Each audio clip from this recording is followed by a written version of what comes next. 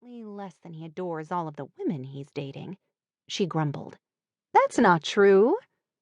It wasn't entirely true, but Cora had been feeling a little neglected by her brother since he'd turned into such a big shot and become so busy.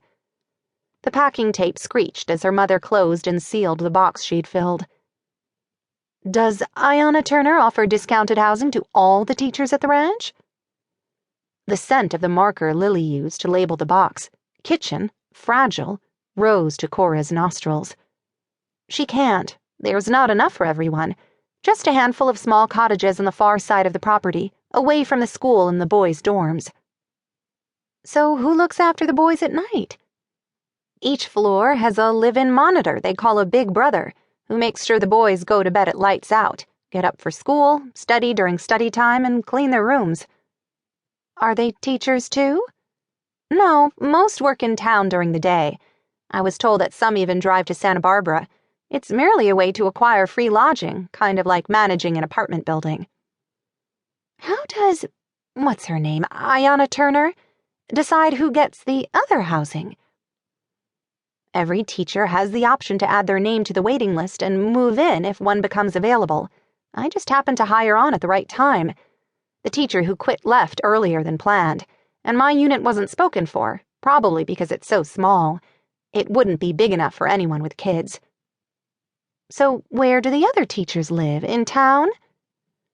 I'm assuming they do, although I suppose some might live in Santa Barbara. It's only about 20 minutes away, not a long commute by our standards. The packing tape screamed again as her mother built a new box. But will there be enough of a social life for you in Silver Springs? I mean, if you're living on campus, will you ever get out? How will you meet people? I'll meet the other teachers, who will most likely be older or married. I really won't know until I get there. Lily straightened and rested her hands on her hips. There's more to life than work, honey. A year might not sound long right now, but trust me, it'll seem long if you have no one to do anything with that whole time. I can always drive home, visit you guys, Jill, my other friends. I hope you come home often, but what about the man who hired you?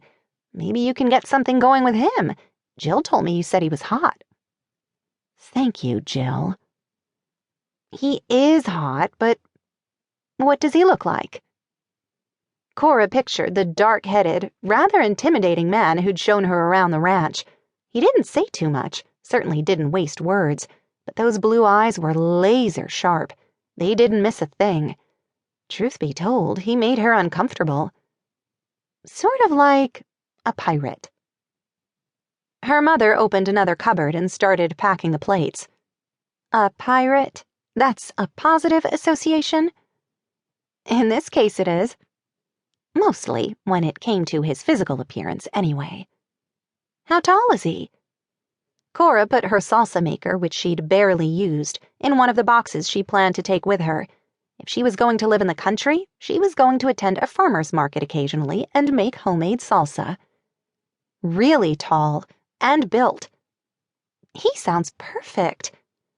Not perfect exactly. That was what she found most compelling about him, that he was a little rough around the edges. He's got a fairly big scar on his face.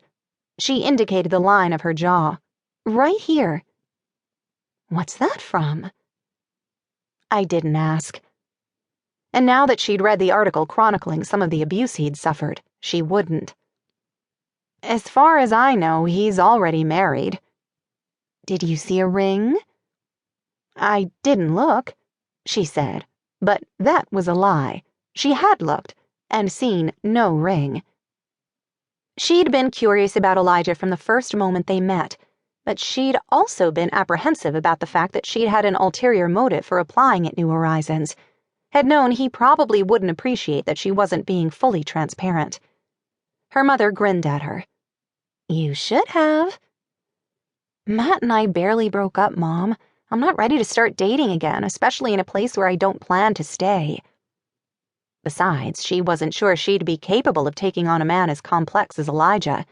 There was no telling what kind of scars his upbringing had created, and she wasn't referring to the one on his face, although that could easily be part of the legacy his parents had left him.